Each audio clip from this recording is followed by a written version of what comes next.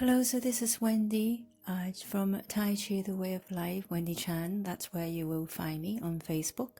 And my channel on YouTube is Wendy Chan Tai Chi. If you haven't already, please do subscribe by clicking on the word subscribe just on the right-hand side, the bottom side of this video, and that would be lovely. So here I'm just starting a Qigong class. You engage with your abdominal breathing. So I'm just doing some neck rotation here. Instead of doing a full circle, because sometimes doing full rotation of the neck, you can pull, especially if you've got tightness in your neck and in your shoulders. So I tend to get like to do half a circle.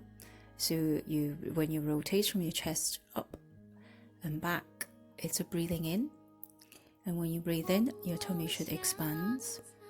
And then when you breathe out, you should feel your tummy relaxes. If you can, when you're breathing in, if you can also lower your pelvic floor, that would be great. And then when you breathe out, exhale through your mouth. I need your tummy to relax back so it goes back in, and your pelvic floor coming back up slowly. So we're doing 3 neck rotation on each side. So 3 on the left and then 3 on the right. So I'm just saying, you tilt your chin underneath a little bit here, okay, and leave your tongue on the top of your mouth, and just turning our heads from one side to the other, and you breathe in one way and then you breathe out the other way, just like before. So all the time your knee should be soft and pelvis, so your tailbone should be tucked underneath. So the best way to do that is to tilt your hip all the way forward and then slowly release until you feel that your hip flexors are open, but they are no longer tight. Because if you push all the way, when you tilt your hip all the way forward, you feel your hip flexors tighten, and then so you releases it until your hip flexors is no longer tightened, but you are still but it's still tilted underneath. So I'm going to start the exercise which I have done before in another video regarding the knee. And so the what I'm trying to say here is that your spine has to stay straight. So I'm just saying I got curvature from the lower back naturally, and so what I need to do is I do have to tuck my tailbone underneath to create a neutral spine. So now my spine is straight. The top of my spine shouldn't hump up. Okay, so it's nice and straight, and you keep it there, and so although I have pivoted around my waist, but my spine is still straight, so that I can come down and guide my knees. That's all it is. So what I'm going to do is I bend my knee, so I never lock them out, but keeping my back really just in a neutral spine, so spine straight. And then so I'll lower my body by pivoting on my waist. I just open my knee, I straighten up my knee, so I'm going to bend them again. I bend them, so I breathe in here, I open, I breathe out as I slowly unbend my knees.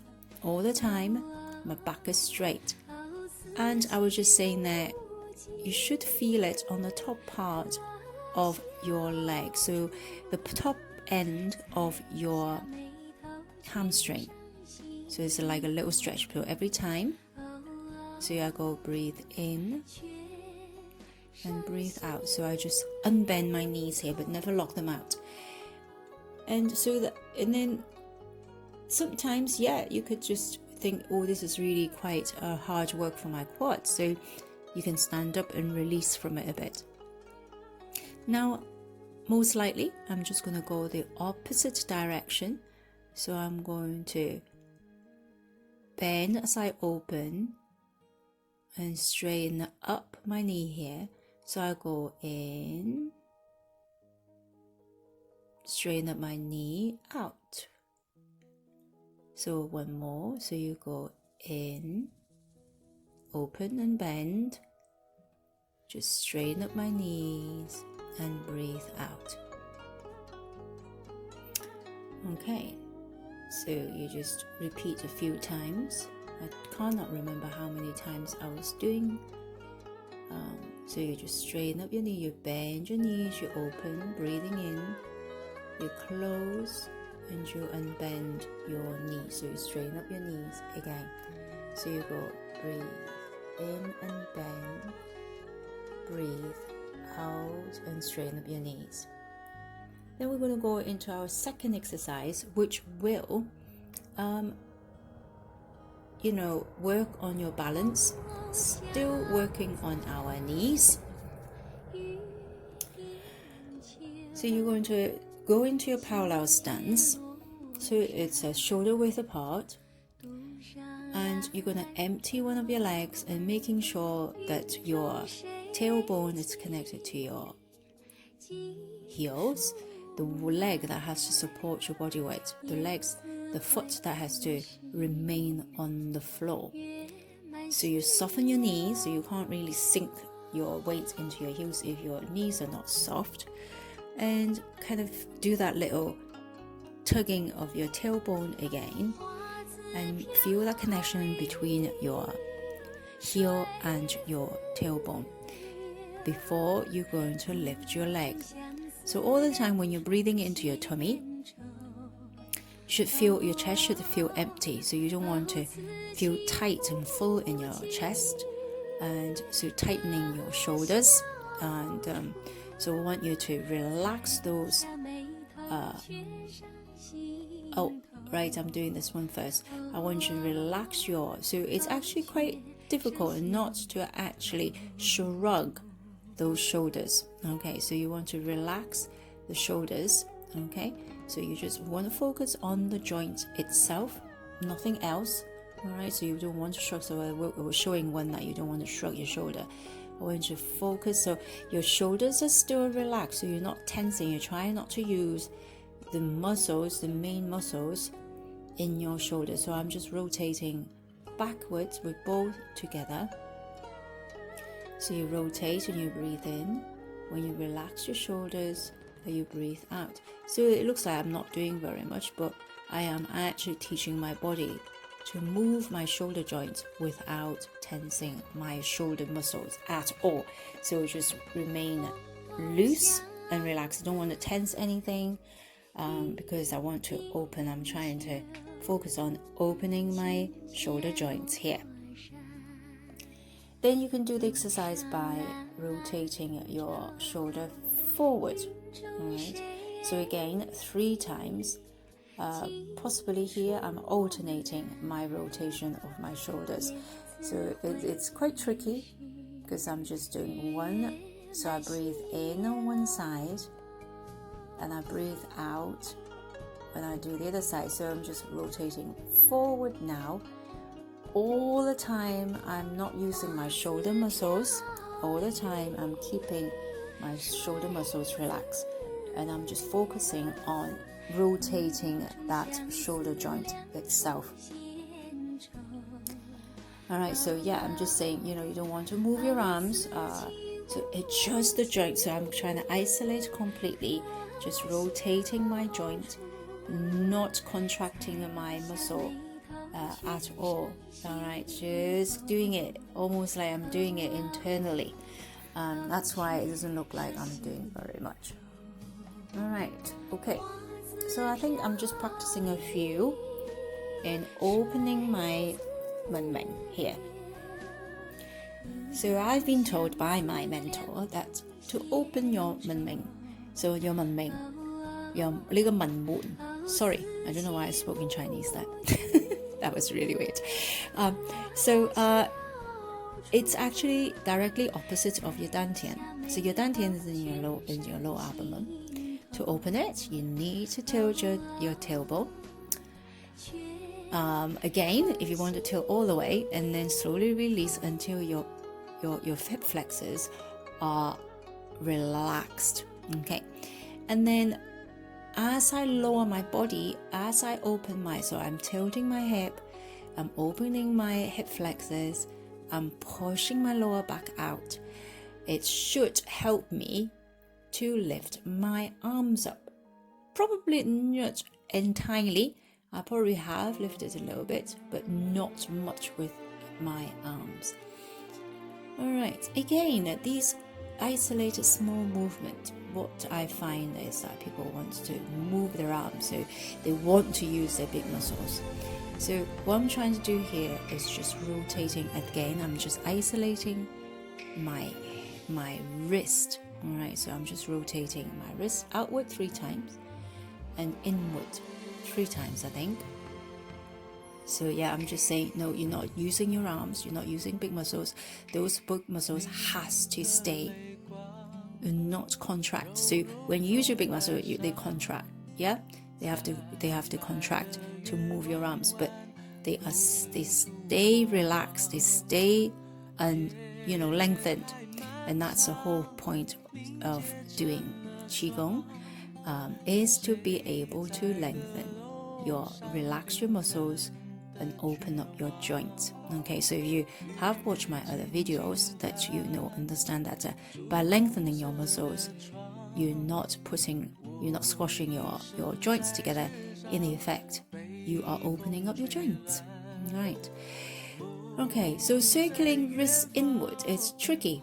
All right, but this is really, really good for just increasing those mobility in your wrist. It's the same with our ankles. Mobility of the ankles. Lots of us have actually very little mobility of our ankles, and that does affect your balance. I'm not going to go into those squats again. Anyway, so here, just releasing, so in case everybody's dying to do some big movement, so I'm just going to do some big circulating arms. So when my arms goes up, I come down in my stance, and then when my arms comes down, I come back up. So half the movement, half the lifting and the lowering of my arms comes from me going down into my stance. I also found out something recently, which is really good, is the ability to be able to lift the knee inside. You're actually almost like opening my joints in my knee, and it feels so good. It has absolutely no pressure on it, and it allows me to just go a little bit deeper in this narrow stance in my as I go down. Alright, so I don't remember what I'm going to do here, but oh yes, I do. So I'm talking about emptying one leg, and we're going to go up on one leg. So balance work here. So you're going to, it's a back. So you're shifting your weight into one of your legs. So you're going to shift your weight in one of your legs, so it becomes 70-30 weight distribution. And then I actually want you to bend your back after that. So you shift your weight and then bend your back. Alright, so in your parallel stance, so it's 50-50 weight distribution. Then you shift your weight, and then you bend. So whichever the leg has most weight, that's the side you bend. And then I go back to my 50-50 weight distribution, and I shift my weight again. So all the time, so now my weight is in left leg, it doesn't mean that my right leg, my right foot should be off the floor. So my right, so even though you're shifting your weights to one leg, the other foot, your whole foot, must still be rooted. So you're still pulling down, although the other leg has most of the weight. So so you counterbalance, so you're not gonna lose your balance, and because you're pulling, you're still rooting in the other foot. That enables you actually to bend a little bit further without the tipping your central gravity and feel like you're going to fall over. If you really got really bad back, I advise you not to force this movement, but to do it really gently, just whatever you can do. Okay. All right. So looks like I'm going to move on to the next exercise. If you need something to hold on to, please do. So you're going to come up on one leg, and in order to come up on one leg, what you need to do, you need to sink your weight into your heels even more. You need to open your hip flexors on the side that you're going to lift, and hopefully the other side, your hip flexors is still open.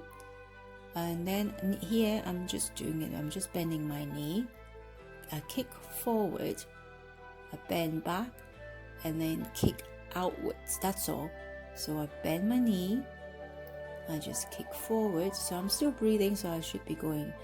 So when I bend, I breathe in. When I straighten up my leg, I breathe out. Bend, breathe in. Straighten up my leg, I breathe out.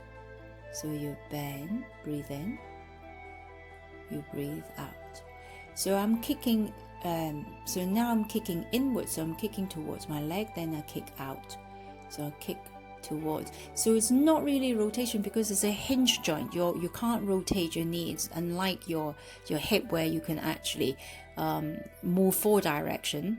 Your knee can only move in 2 dimensions because it's a hinge joint, so you can't really rotate your knee. You will hurt it if you.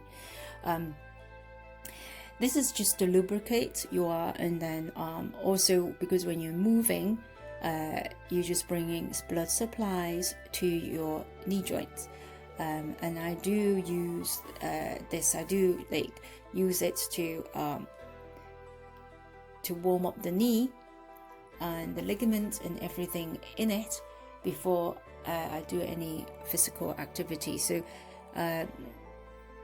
these easy exercise is really great, but at the same time you're working your knee, but you're also working on your balance. You're teaching your body to sink into one leg and so forth. So I'm just repeating on the other leg. So you just breathe in when you bend, breathe out. So I'm kicking out and then back in first time round, and then the second time round I kick in. So now I'm doing that, I'm kicking in, then I should be kicking forward. Okay, so you breathe in, kick out, that's it, breathe out, expected that. Breathe in, kick in towards my leg, and then kick out, breathe out. So I go kick in towards my leg, breathe in, kick out, and breathe out. Alright, that means this must be the last one because it should be 3 per exercise, so 6 on each side. So I've just gone back to my parallel stance there. Alright, so looks like I'm just going to close here. Okay, so thank you for watching. So what I'm trying to do here is to open my knee joints, open my shoulder joints, and focusing on opening my hip. So nice easy exercise to do all that, because so it's not much going on, so I can focus on my breathing and also just opening those joints, because it's necessary if you actually really want qi to flow through your dantian and into your men and ming. And yes, I haven't mentioned anything about, you know, your if you're doing this right, you should feel a tingling sensation in your fingers.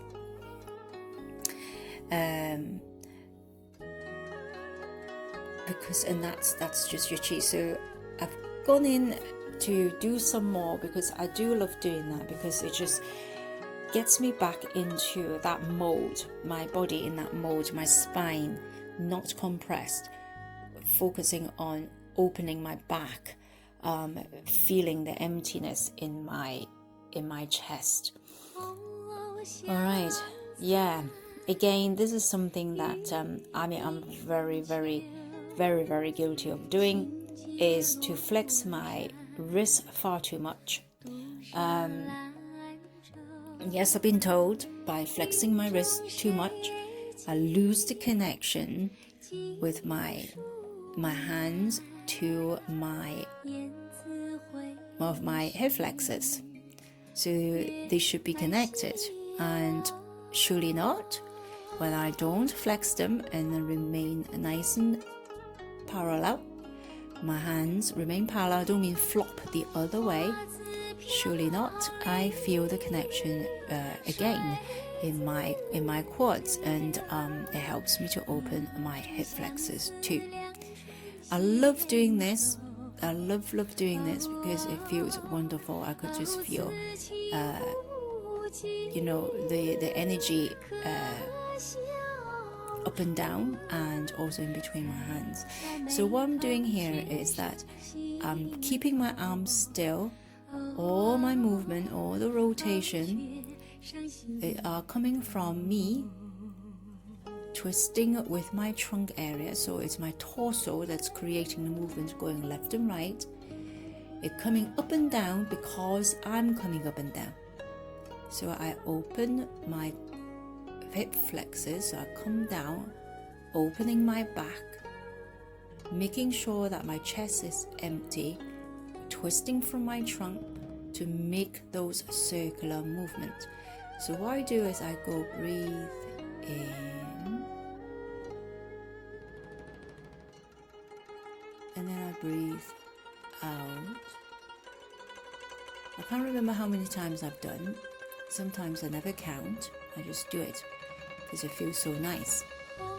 And I could focus on getting the qi in between it's just in front of me, in between my hands, and all the way down, stretching all the way down towards the floor. And it's a tremendous